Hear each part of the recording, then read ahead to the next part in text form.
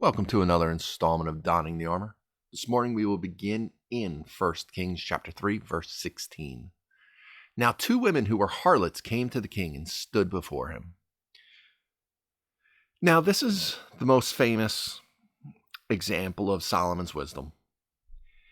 And it's very strange in a way because you sit back and you think this is such an odd example of a decision to make. It almost seems unreal. Now we'll get into some of the rabbinic beliefs of some of the odd mythology that was around Solomon. But these are 2 women who are harlots.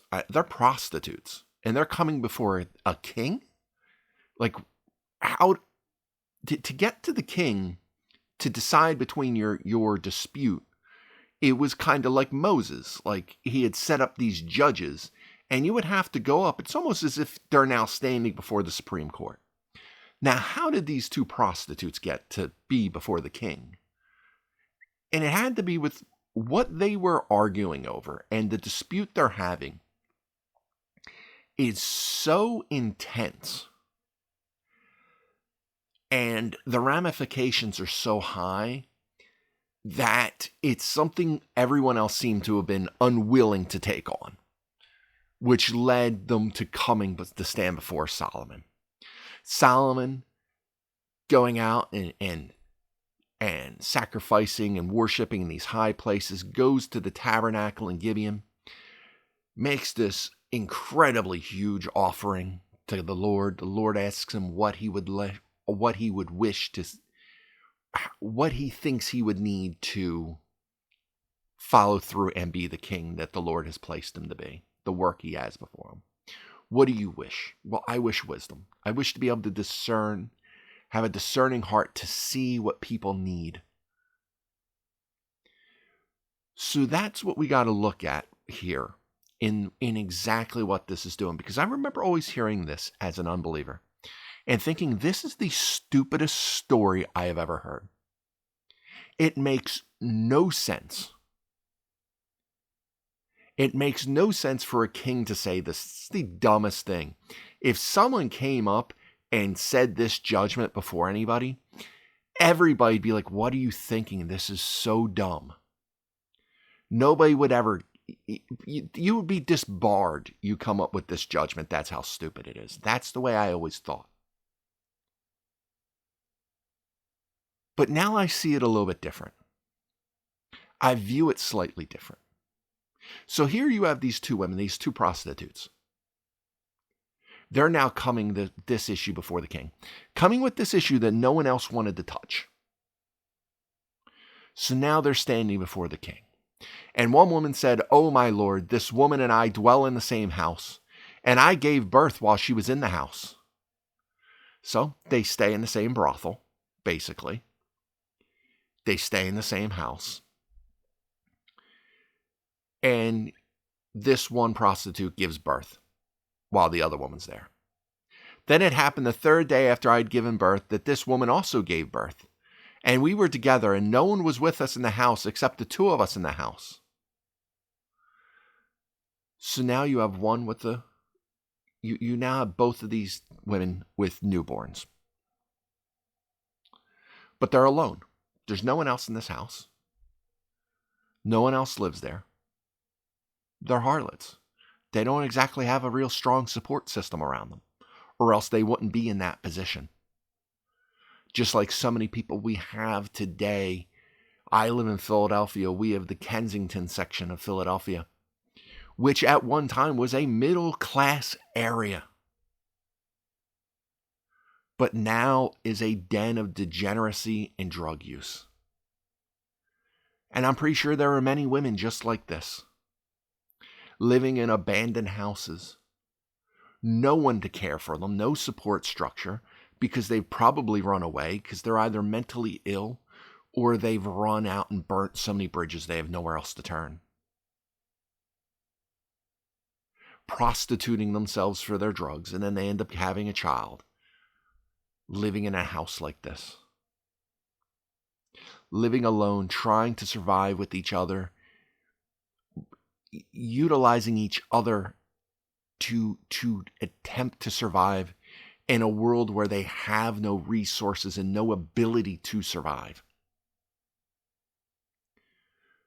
So it's only these two women and their two newborns. No one else is there to witness this. No one else is there who can testify. And this woman's son died in the night because she lay on him.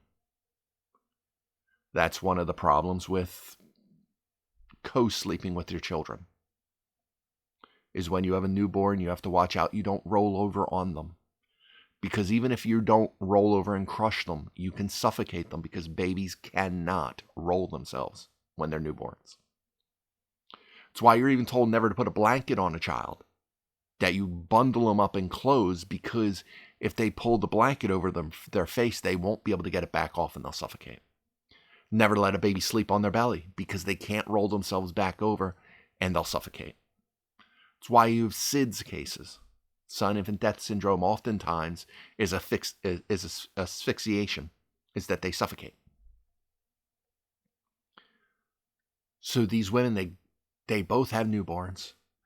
They go to sleep, and she lays on her child. And I can't even imagine how unbelievably horrifying that would be. To be a person who is at rock bottom, who has nothing. You have no support system. You have no family to rely on.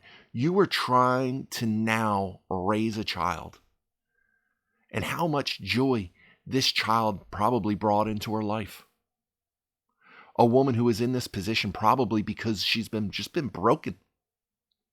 She's been broken by the society around her. She's been broken by the circumstances she's in. She's been broken by every element of life. And now she has this child. And she kills it. She lays on the baby, maybe even ever so slightly, but just enough so that the baby can't breathe. And she kills the child. She snuffs out the only good thing she possibly has in life.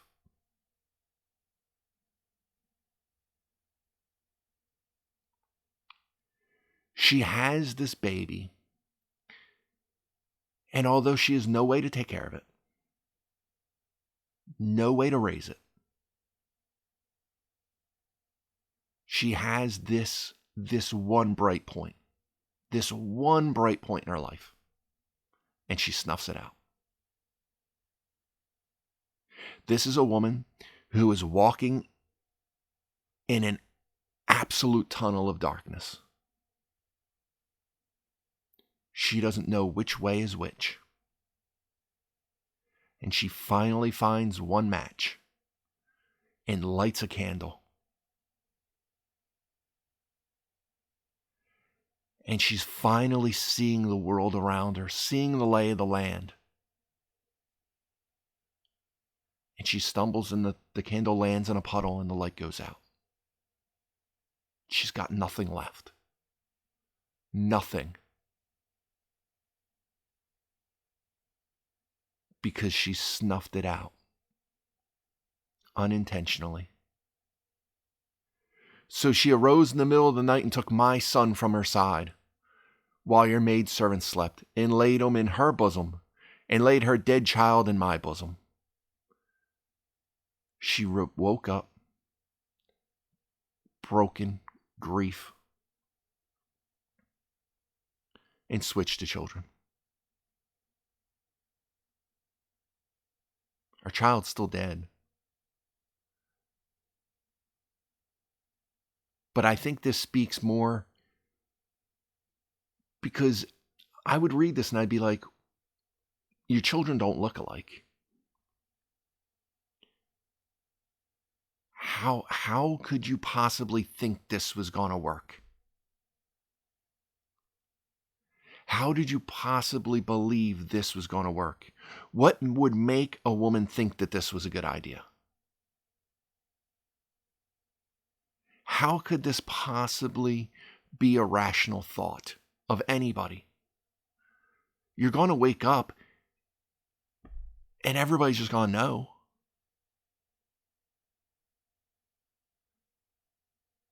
But that's the idea. It's not a rational thought.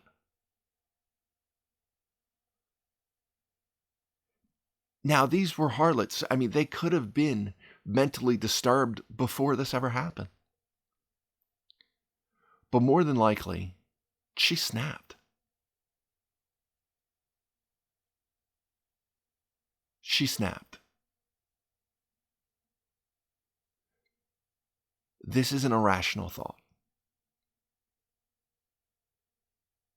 She snuffed out her light and she just tried to take the light of the person next to her. That's it. Maybe if she laid that child next to her, then she could convince herself that her child never died.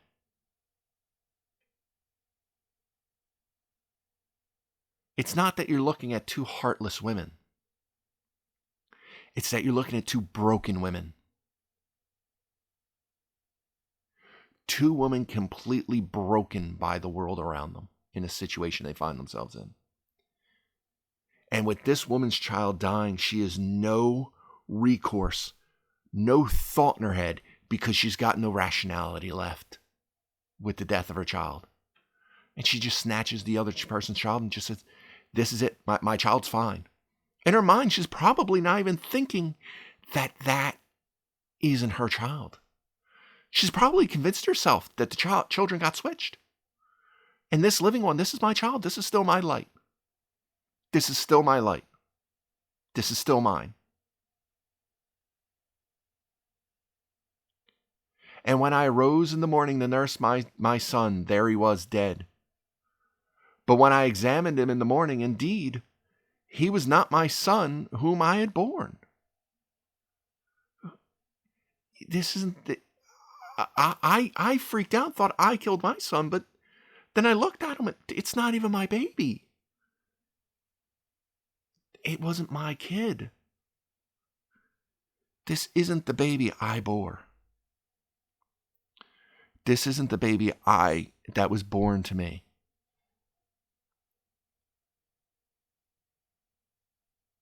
Then the other woman said, no, but the living one is my son and the dead one is your son. And I think she honestly believes this. I know a lot of my saying in here right now is speculation because we don't know past the words. But I honestly believe in my heart that she believed this. Even though she switched the children, I think she honestly believes this is true. By what she goes on to say later, I think she truly believes this to be the truth. That she really does believe that the living son is hers. Because she can't come to grips with what happened. And the first woman said, no, but the dead one is your son and the living one is my son. Thus they spoke before the king. So they're arguing about which son is which. Which child is the live child and which one is the dead one. That's why this ends up before the king. Because no one wants a part of that. No one wants to decide this case. No one wants to be the one to arbitrate between these two women. No one wants to be wrong. There's no proof. Children at that age, you probably wouldn't even be able to tell which one it is. They haven't developed into looking like one or the other yet. They both just look like infants, newborns. I've had two of them. And it's funny because when we see their pictures, unless there's a date on it, we can't tell my son from my daughter, and they were born 3 years apart.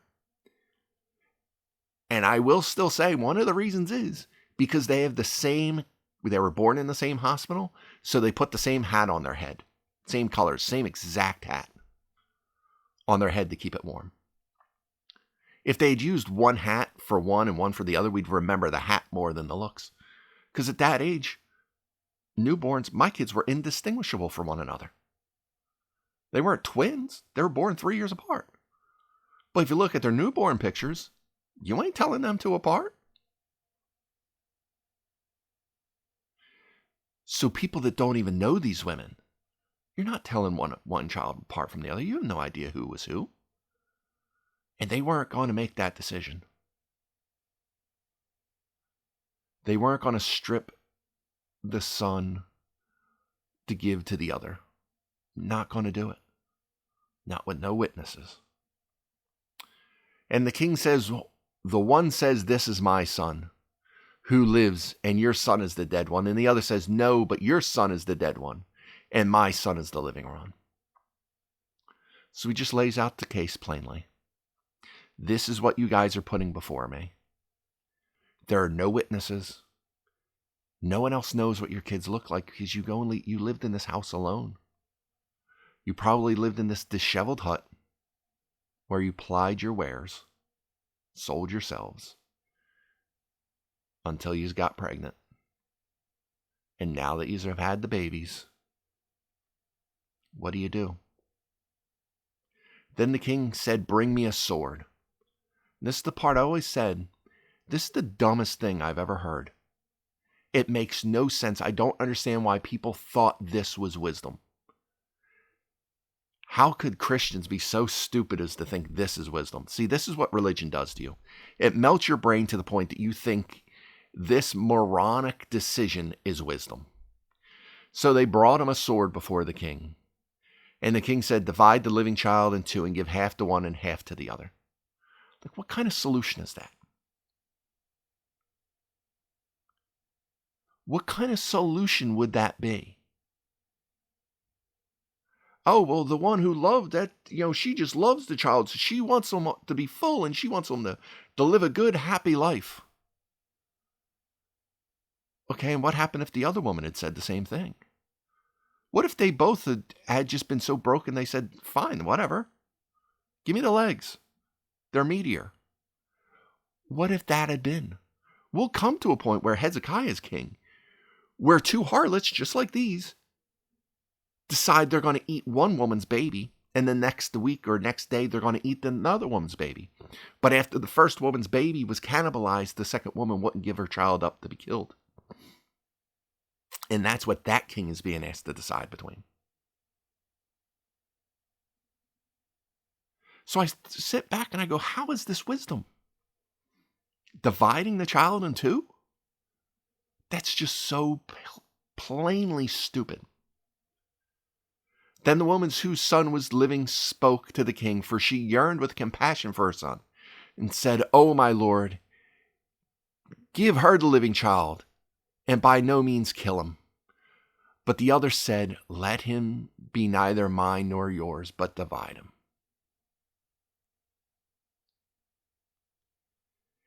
So the king answered and said, "Give the first woman the living child, and by no means kill him.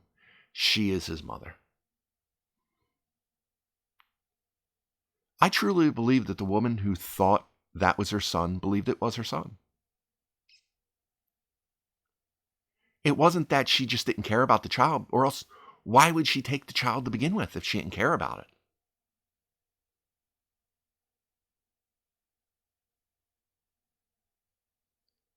Why would she even be arguing if she didn't care about the future of the child? That wasn't the wisdom of Solomon.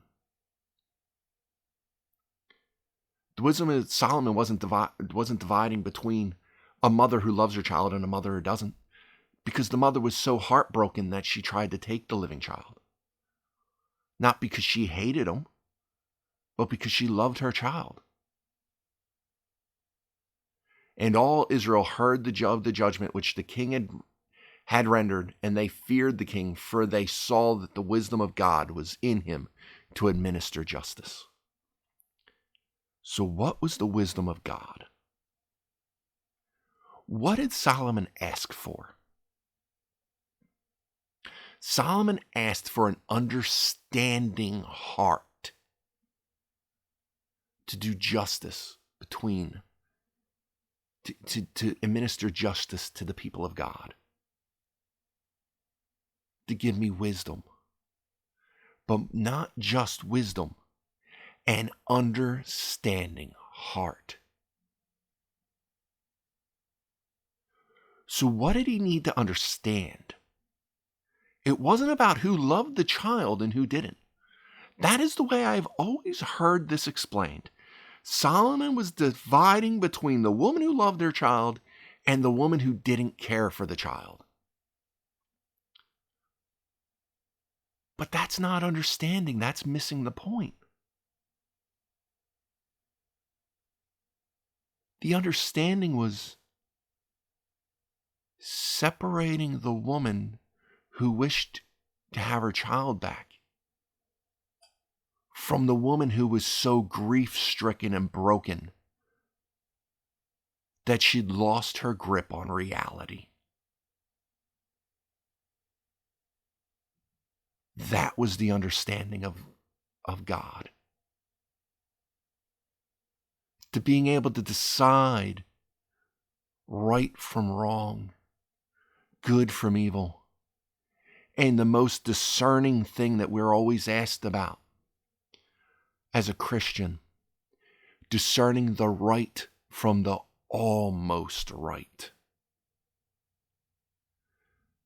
Solomon's actions and decisions sound stupid because so often we're not really discussing what the decision actually was, what he was trying to get to. It didn't have to do with the child at all. It had to do with the mother. He wasn't trying to decide who loved her child and who didn't, because they both clearly did. The woman who killed her child clearly loved her child, so much that it broke every ounce of reality that she had and drove her to a madness that had her literally saying, I don't care. Cut them up. I'll take whatever part of that light that got snuffed out.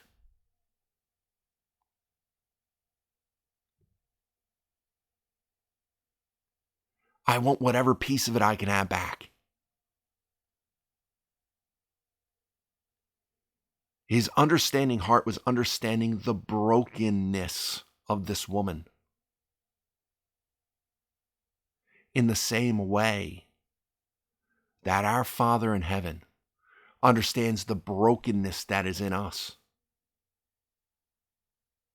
And when he renders judgment on us, when he sends things into our lives, when he either gives and blesses or withholds from us, it's not done by what we're saying and yelling out in our grief and in our brokenness, but he's giving it based on what we truly need at the time. Because his heart is perfectly understanding and knows what we need, why we need it, and when we need it.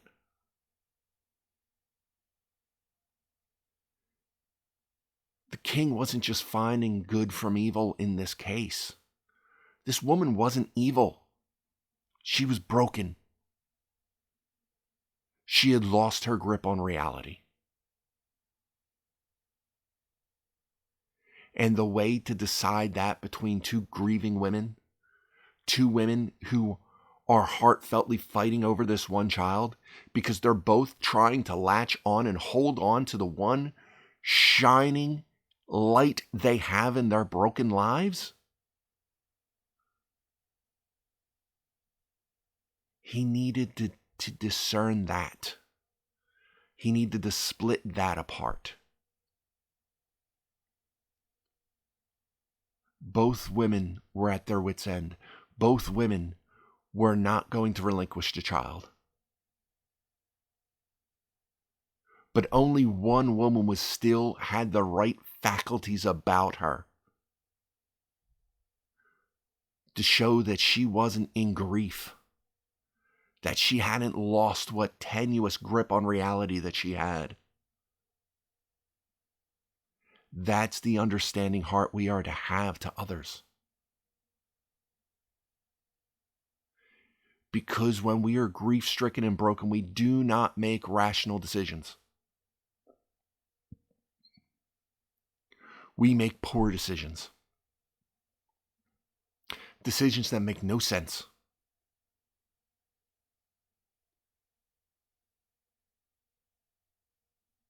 And we need to have the discernment to know how to deal with those situations. I thought this was the dumbest example of wisdom I had ever seen. Then I thought about it.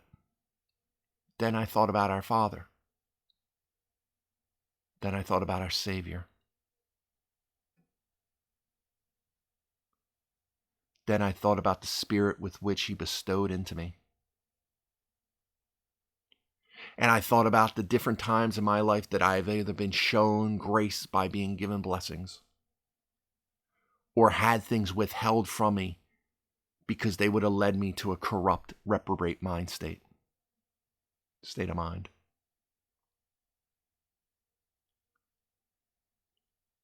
And the judgment made sense.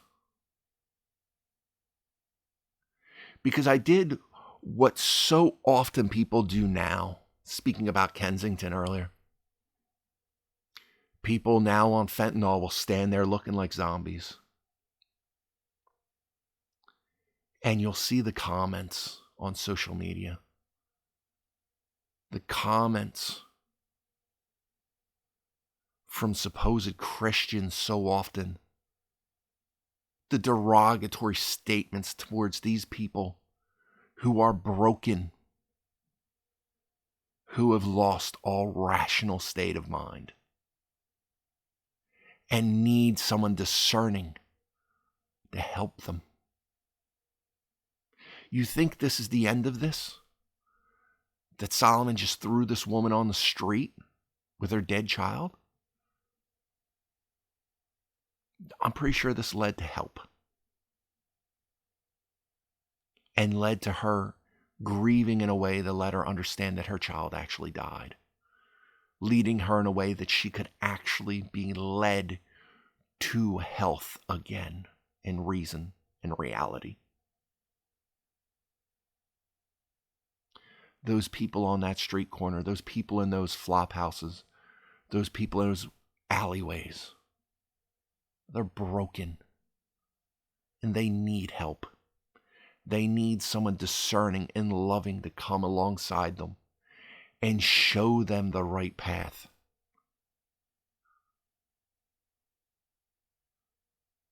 To divide between those who are there to hurt and those who are broken.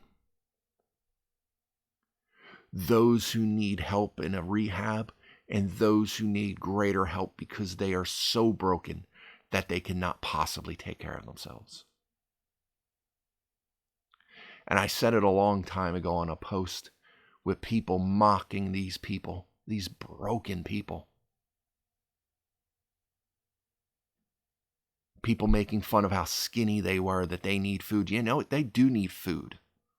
But they spend it all on drugs because they're broken and they don't have any rational framework to their reality. But what those people truly need is Jesus. And you know what? The person mocking them in those posts need Jesus as much as they do. Because clearly there is something deeply broken inside of you as well. And you need Him. And the discernment and the perfect understanding heart that He has, and only He has, to help you deal with that nasty streak that you have as well.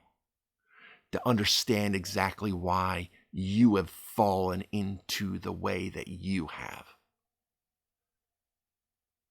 Because those people are broken in a different way than you, sure. But they're no more broken than you. Because each of us are distinctly broken in so very many ways. Be it anger, drugs, pornography, lust, cheating, lying, covetousness, enviousness, We are all broken somehow. And there is only one with a perfectly loving, perfectly just, and discerning heart. And he is calling out to us. And so many of us ignore that call because we think we have it. We think that because in our brokenness, we can switch out our dead child for the living one of someone else and try to live off of that hope and flicker of light. But we cannot. We need to come to the understanding that we are broken. We are dead in our sins. And there is but one way to enter back into the light. To not have to worry about flickers anymore, but to walk in the lamp of the Word of God. The light, it shines on our path. There is only one way to get into that point, and it came through the righteousness of Christ. We are all broken. This woman lost her grip on reality. The people standing almost comatose on fentanyl, they've lost their grip on reality. But they haven't lost the love of their Father. It's still there. And for those who sit back and speak about how no, God only loves those who love him. He hates all the others. Well, one, you're misusing the word hate in that statement. It means he loves those more than. However, you want one? How about we go to the red letters? How about we go to the mindset of Jesus? How about we go to the rich young ruler who says, I have kept all these laws all my life. And Jesus says, there's still one thing you're missing. Sell everything, give it to the poor, and follow me. And it says that Jesus looks on him with love. Jesus looks on the rich young ruler with love. But what defines that rich young ruler? What do we know about him? He goes away weeping. He doesn't follow Christ. He doesn't follow into salvation. He goes away weeping. But Jesus had love for him. He loved the one he knew was predestined to turn his back on him and walk away for the world. So those people standing comatose on the street corner, God still loves them. Even if they will never turn to him, he still loves them. His divine and perfect justice will one day have to be meted out on them if they refuse him. Because the tares will be separated from the wheat. But his love for them doesn't change. He still loves his children. And he still wishes for all of them to be reconciled to him. If only they'd realize it. If only they'd have someone come alongside them, maybe shine a little light in their life with an understanding heart to lead them to the path that they need to walk down to be in reconciliation with their Father. They will know us by our love. They will know we are Christians by our love. Not by our self-righteousness, not by our legalism, not by our denomination, not by any symbol we wear, not by any profession we've made with our mouth,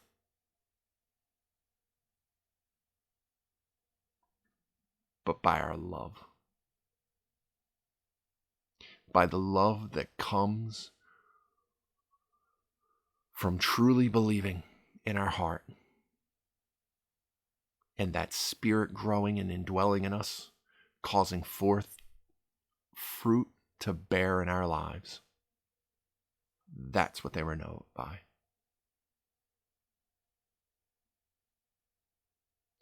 Be understanding. Have that heart for those around us, because the world around us desperately, desperately needs it. But that's where we shall end it for today. I hope this was fruitful for you. I hope to see you back again next time. But until then, be blessed.